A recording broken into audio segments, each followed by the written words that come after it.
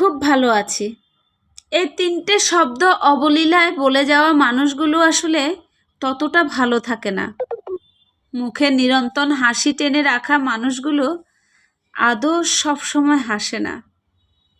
সব ঠিক আছে বলা মানুষগুলোর ভিতরে কখনোই সব ঠিক থাকে না।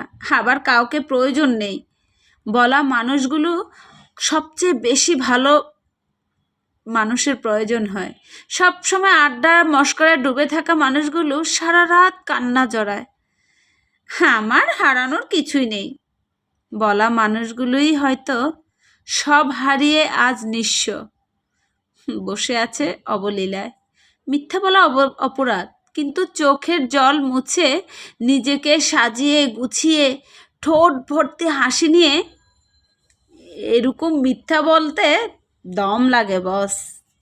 খুব ভালো আছি।